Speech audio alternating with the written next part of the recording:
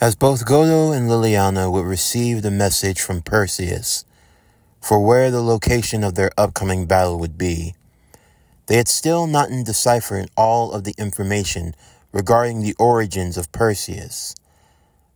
Information that would be much needed if Godou were to use his full power, using the divine sword of salvation to strike him down.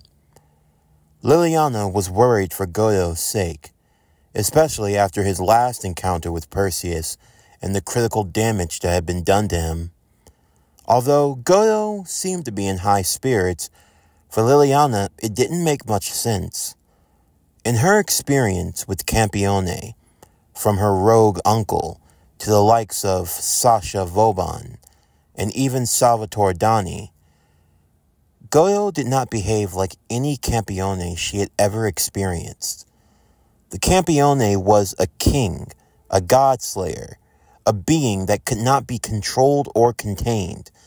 They had the authority to pretty much do whatever they wanted. They had the power. They had everything that they needed to be a true conqueror. And yet Godou seemed to lack any sort of ambition, any desire. He seemed to be nothing more but a mindless cog in the machine that went along with whatever was told to him. And for Liliana, she just couldn't fathom it. Finally enough, Godou would excuse himself, claiming that he wanted to go to the bathroom, although 10 minutes had passed and Liliana realized that Godou was trying to pull a fast one. He had gone to catch the bus, deciding that he'd take his time arriving to the battle location where Perseus had given him. However, Liliana would quickly catch up to him in the streets as he walked. "Going somewhere?" Liliana would ask him. I thought I would have bought myself more time." "What do you think you're doing? You're going off to battle against the god Perseus. We still haven't gone through with the technique. I mean, all you have to do is command me. Command anything of me, and I'm not going to do that," Godou would say. "But why not? Kusanagi Godou, you are a king, a Campione. You are yeah, I know. I'm the champion, the Campione, the king, the godslayer. I'm all these things. Everything that you keep saying that I am, I know this already. So why? Why do you not use your resources to the fullest extent? I'm sorry, but I can't fathom your behavior. Do you not understand the gravity of the situation that you are in, that we are in? You have the authority, the absolute power to... And what am I supposed to do with that, Liliana? Become like Sasha? Become like Salvatore? Your uncle? All of this power that's been given to me. And I never once asked for it. I didn't ask to be given these powers by the wizard. I didn't ask to become a Campione. I didn't ask to fight against Verthragna. I didn't ask for Erica to follow me all the way back home, or to get Maria involved. I didn't ask for Athena to come chasing after me, and I didn't ask to fight against you and Sasha. I've never asked for any of this. All I was trying to do was fulfill the wishes of my grandfather. That's all. And yet, every time, everything that's happened since then, it's nothing that's been in my control. Then why? Liliana would ask. Why do you fight? Because if I don't, then who will? You keep saying all these things about a Campione, but personally, I don't think of them as anything great. Every other Campione I've ever come across, they're selfish, egotistical. They have their own desires and they don't care who they hurt. The same with the rogue gods. They're all the same to me. It's annoying. It makes me sick. Innocent people get caught in harm's way, and no one is punished for it. I'm not saying that even I should have the authority to do such a thing. But if I have the power to help people, then I'm going to. And if there are people who really want to help me, then I accept that. But I would never force or coerce anyone to do things they didn't want to do, all because of some title. To me, Campione it's empty. It doesn't matter. You should do the right thing regardless if there's a title attached to it. Because if you can't, then what are you? Liliana would be surprised by Godou's words. To see someone as righteous as him. This was truly how he felt within his own heart. For Liliana, she felt something that she had never really felt before. A Campione that gave her a sense of comfort and trust. If that's truly how you feel, then allow me to serve you. Huh? I want to be your knight. Please give me that honor. I will be your sword. I will do whatever you require of me. That is what I want. That is my desire. Are you sure? Why would you want that? Because with you, you're genuine. I believe you. If there is a Campione worth believing in, then that's who I want to give my strength. This is my desire. Well, okay then. If it's really what you want. It is. I promise it is. Now, about the teaching technique, you can exchange information with anyone by simply the act of a kiss. So, yeah, I was just, well, I figured you would take the lead on that. Huh? Why me? It's just, this would be my first kiss, you know. I mean, I would at least like for someone to take charge, take responsibility. It's the least you can do. Yes, you're right. I should. I was just trying to. Before they could even have a chance, Perseus had already arrived. Looking down upon the two, the rogue god would be invigorated, as now an opportunity for battle had presented itself. For Godou, he knew that now was the time to fight. Even if he didn't have all the info, there was one thing to being a Campione that he couldn't deny. A strange sense of battle. So, it is time for us to do battle, God Slayer, Perseus said, as he descended from the clouds, standing face to face with Kusanagi Godou. He drew forth his bow and arrow. Now, prepare yourself. This is your last chance, Perseus. Leave this place and its people. I am afraid that I cannot do such a thing. The call of battle is too strong with me. I cannot turn away. So you would pursue your own selfish desires, even at the cost of innocent lives. Innocent they are, and unfortunate the lost must be. But this is the way of the god. It cannot be changed. Do not bother trying to reason with him, boy. Both Perseus and Godou would look up to see Savannah hovering above them. The gods cannot be reasoned with. I learned that the hard way long ago. They only care about themselves, their own warped and twisted desires. That says a lot coming from a man who carries the embodiment of sin with him. From an artificial artifact, no less. Whatever that monstrosity that you placed in your eye. This, the eye of Pandora. I see. I had a feeling she would be involved in this. So, you have become the new box. Your body. No wonder why it barely holds together. It takes that small artifact in your right eye socket. That's the only thing that's holding you in place. What is he talking about? Godou would ask Liliana.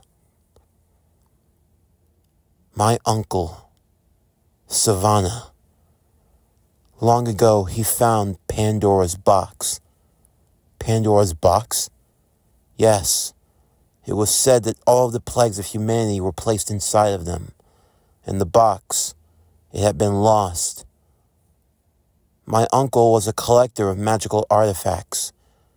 He found Pandora's box and retooled it, transforming it into an artificial eye. He used it to replace his real one. And what can it do? It's self-explanatory. The 7 deadly sins of man, they're not just sayings, no. They are beings with true forms, all 7 of them, from weakest to strongest.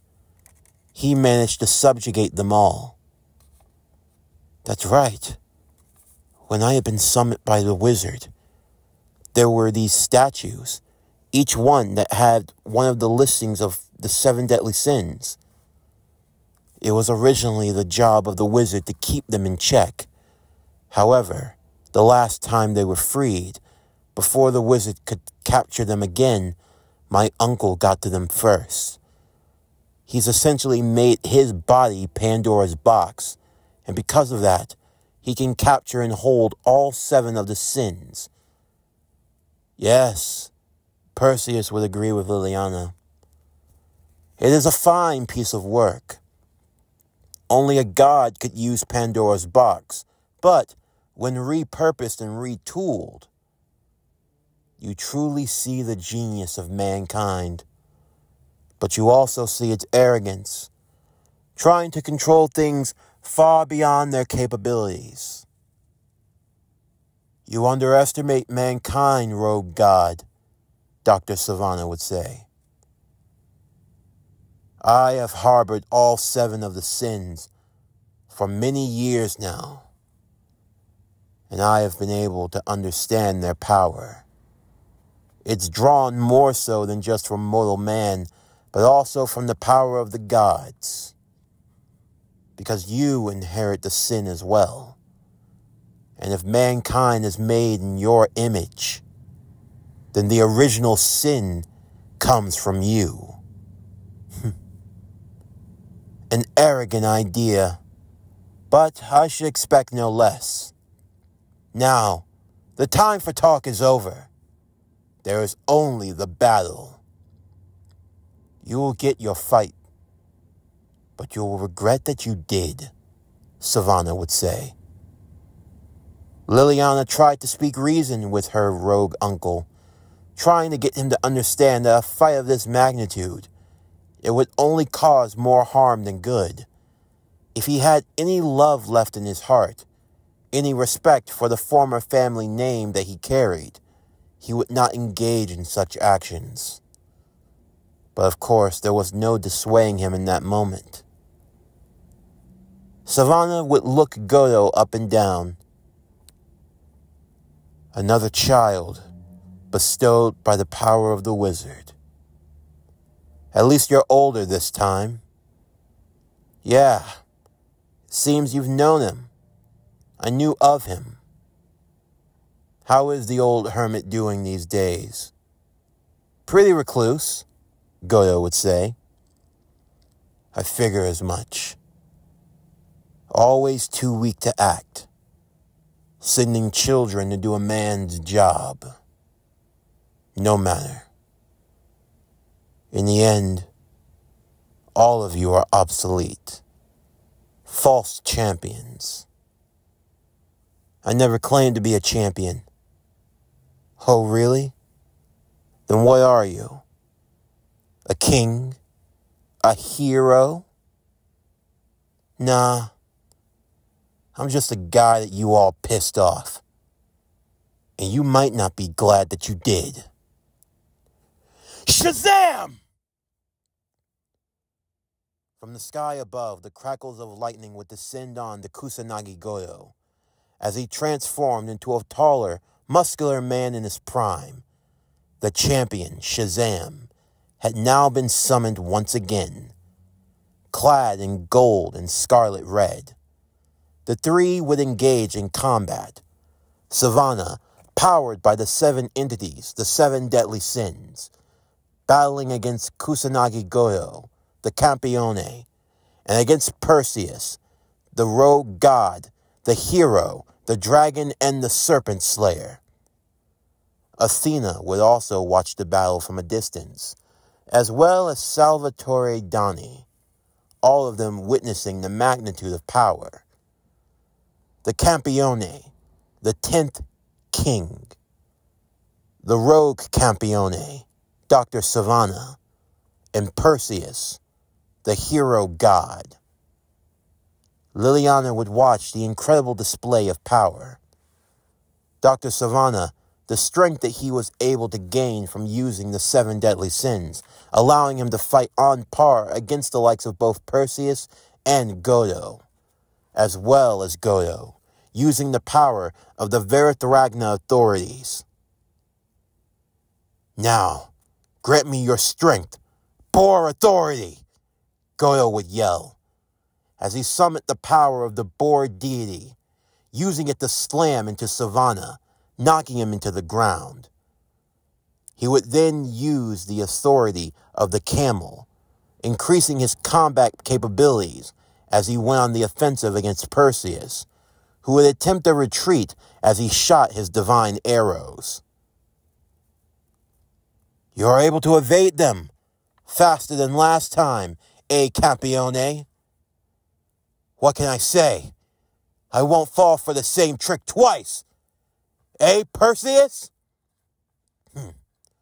You might have been blessed with the wizard's powers, but you don't fully know how to use them.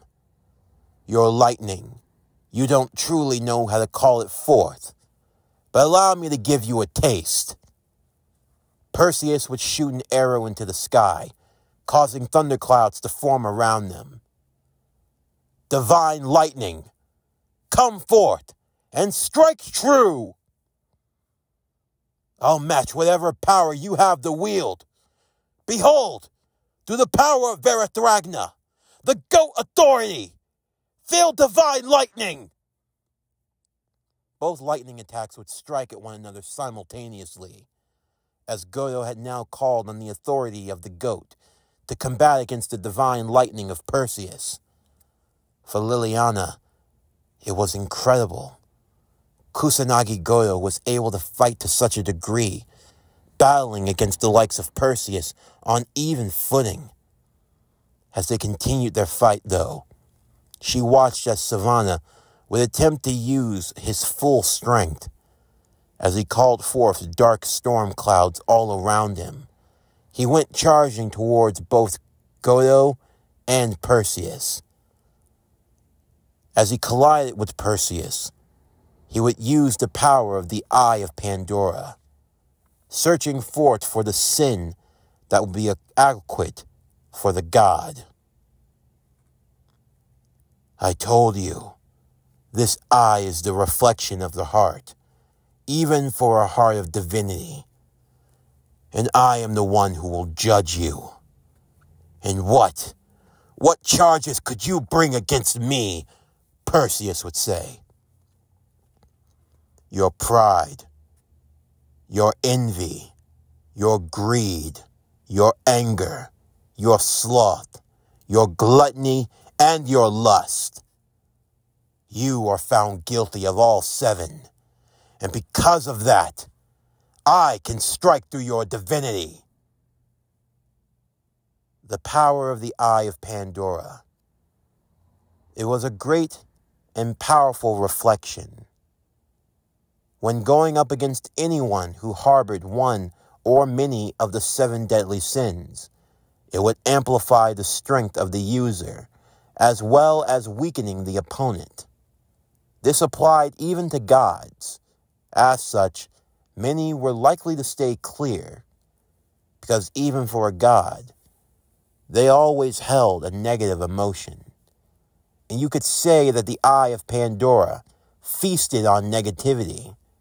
It absorbed that negative energy, that negative aura from gods and man to amplify itself and increase its strength. It was like a funnel, a looping of energy, a way of keeping everything connected.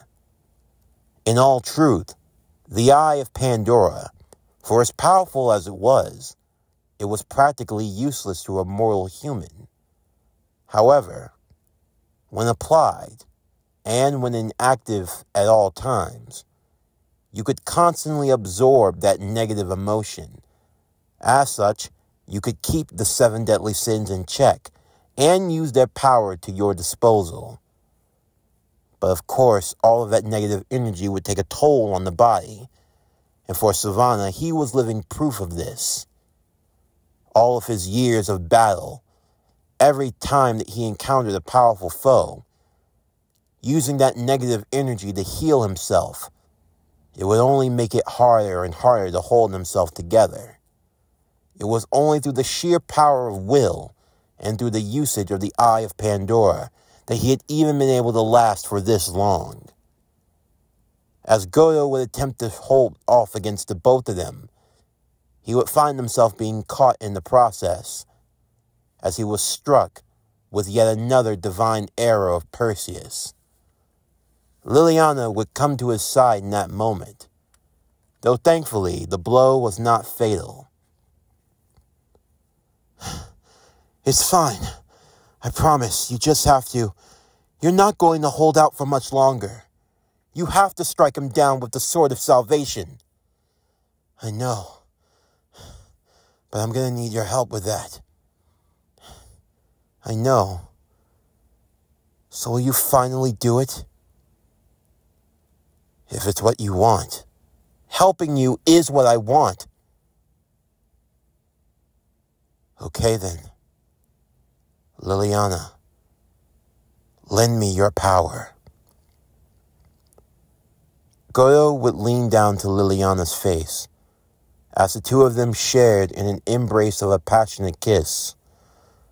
The power of the teaching technique would be used, as now the true origin of Perseus, given in the divination and in the visions of Athena, shared with Liliana, would be transferred to Godou, as he now had the true origin of Perseus, knowing of the true name of where Perseus originated from.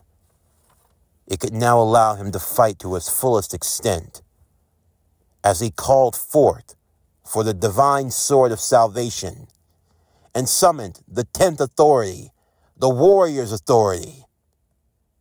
Both Savannah and Perseus would stop mid-battle, as they found themselves caught in the golden glow of a multitude of swords that swirled all around them. They looked to see Godou hovering in the sky, holding Liliana in his arms. So, he has even gained the power to cut through divinity, Savannah would say. I would be careful if I were you, Perseus would ask. Don't bring out a weapon if you don't know how to use it. Oh, I assure you, Perseus, I am more than capable. You are no hero, no champion. I am the one who will cut through the lies.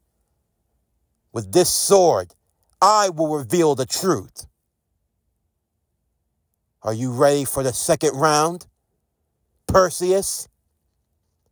Or should I say, Mithra? This concludes Campione, Fury of the Gods. What if Kusanagi Godou was Shazam? Season 2, Part 3. As always, if you enjoyed today's video and everything else that we have to offer, then please don't forget to like, comment, subscribe, share, and hit that bell for post notifications so you can stay up to date on everything that is Power Core Productions and Podcastings that's to come out now and in the future. Stay tuned for tomorrow's video as we continue and conclude Campione, Fury of the Gods.